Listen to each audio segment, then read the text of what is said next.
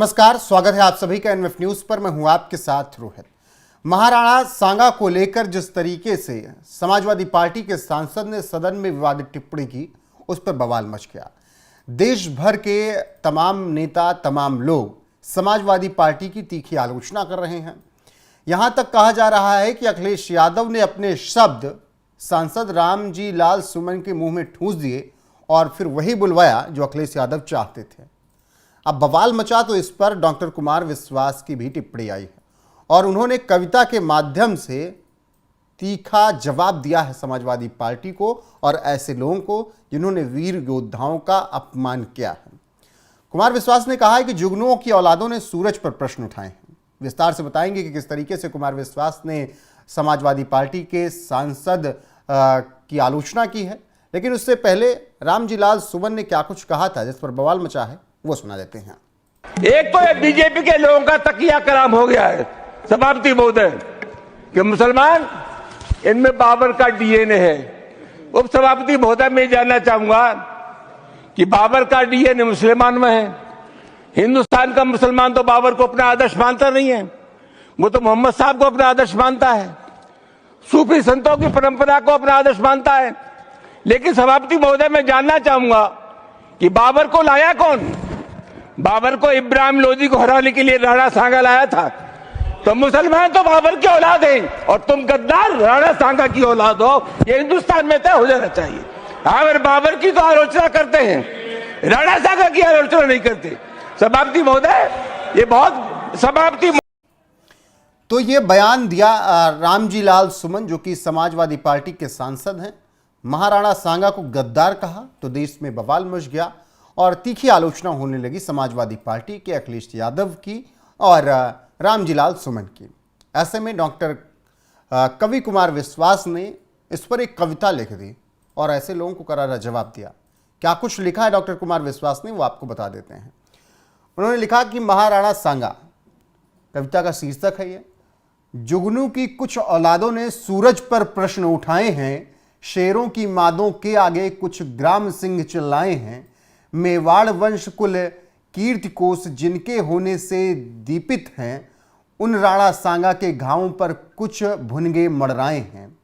उनसे कह दो अब देश शौर्य की मुट्ठी खूब तानता है, उनसे कह दो यह देश महाराणा की ज्योति जानता है। इतिहास तुम्हारी सरकारों को बंधक नहीं रहेगा अब, इतिहास तुम्हारी सरकारों का बंधक नहीं रहेगा अब। उनसे कह दो यह देश लुटेरों को अब नहीं मानता है। उनसे कह दो यह देश ऋणी है ऐसे पूर्ण प्रवाहों का, यह देश ऋणी है वीर शिवा के परम प्रतापी छावों का। उनसे कह दो ये राजनीति का गुणा भाग घर में रखें, यह देश ऋणी है महाराणा सांगा के 80 घावों का।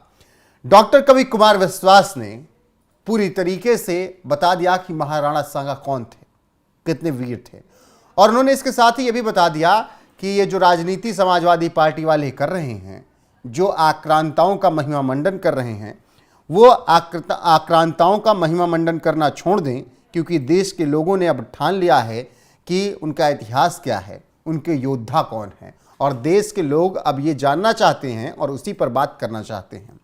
वो किसी आक्रांता को अपना मसीहा नहीं बनाना चाहते हैं।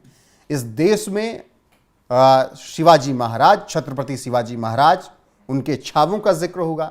इस देश में महाराणा प्रताप, महाराणा सांगा का जिक्र होगा, ना कि मुगलिया आक्रांताओं या फिर इस तरीके के आक्रांता जो देश में आए, जिन्होंने अत्याचार किया, उनका जिक्र होगा।